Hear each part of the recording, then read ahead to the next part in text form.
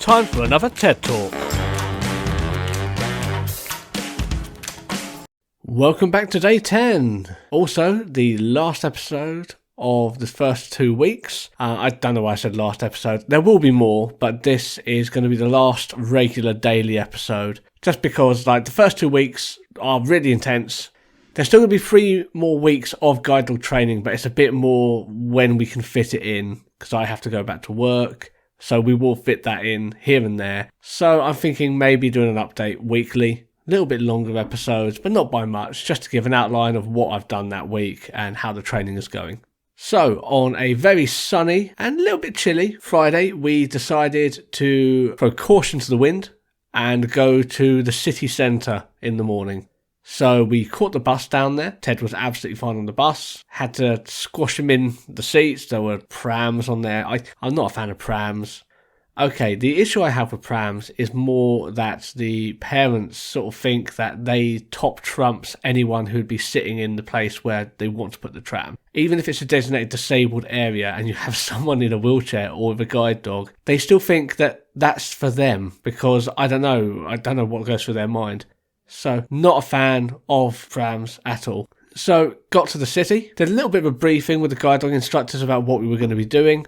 And then we just cracked on and we went straight across the city centre, the big market square in the middle of Nottingham. Very busy. It wasn't a hugely busy time, but there's not many times where the city centre is not really busy anyway. Luckily there was no protests or anything like that going on, or fairs or anything like that, which usually will sort of consume the market square area. And then that's a little bit trickier to navigate. But none of that today, so we went straight across and then we caught the tram, which Ted was fantastic with, no issues at all. He preferred the tram to the bus, it's a lot smoother. And we went to the train station, which I would normally not get off at the train station, but we wanted to make sure we were incorporating some walking through the city into this. So usually I would carry on with the tram journey to work. But on this occasion we got off at the train station and then we decided we'll walk back to the main square in Nottingham from the train station, which involves going through a lot of built up areas, crossing some busy roads.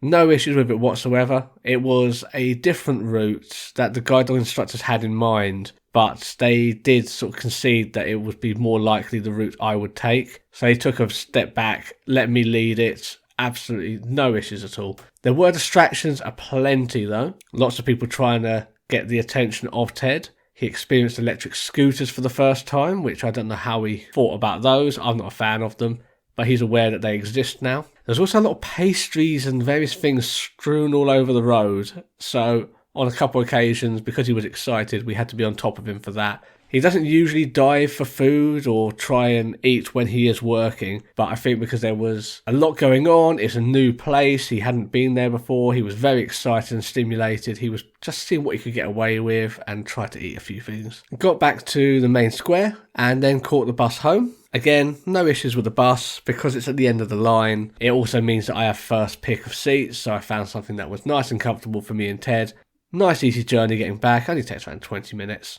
And then we had lunch. So to cap off the week, we took Ted for another run. We did the first one on Monday and we decided this afternoon, because the weather's so nice, the sun's out, it's nice and warm at this point, we thought we'd take him down to the woods, which we did.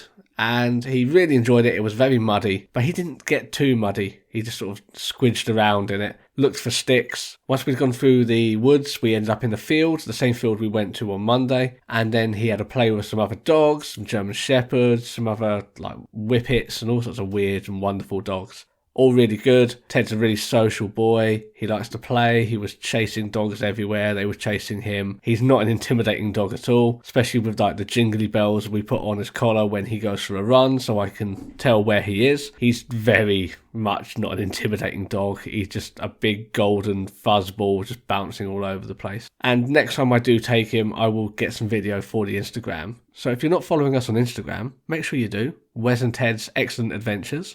And you will see him bouncing about, and maybe the old boy Wes, he doesn't really bounce anymore, he just potters around, feeling sorry for himself because he's old. So the run was really good. We took him for around an hour this time. On Monday, it was more of a 15-20 minute run, just to let him loose a little bit. This time around though, we just extended it, cap off the week, tire him out for the weekend.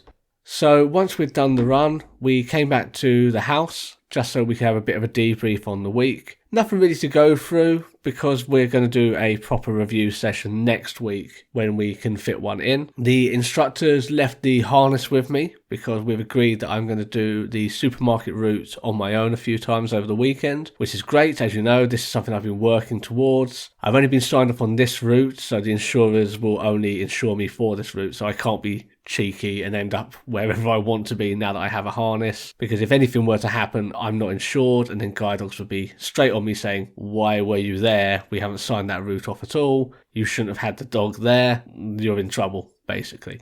So the only thing this really changes is that I can get out with Ted over the weekend and give him a little bit of a leg stretch, which I'm looking forward to. Just without someone there, like, the instructors are great, but also to get into the groove of things and be a little bit more relaxed with how things are. So it'd be good to get Ted used to that walk.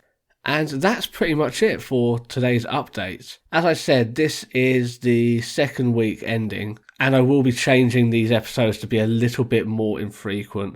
I know people are enjoying them, but to record, then edit, then upload every single day, it does take time, even if they are quite short. And going forward next week, I am going to be back at work, so I'm going to have to fit my work around the training sessions as well. So I can't perceive me having a lot of time to get things done. If I do find time and I want to drop an episode here and there, I will do. But I would like to keep it going at least weekly, just to give an update on how things are going.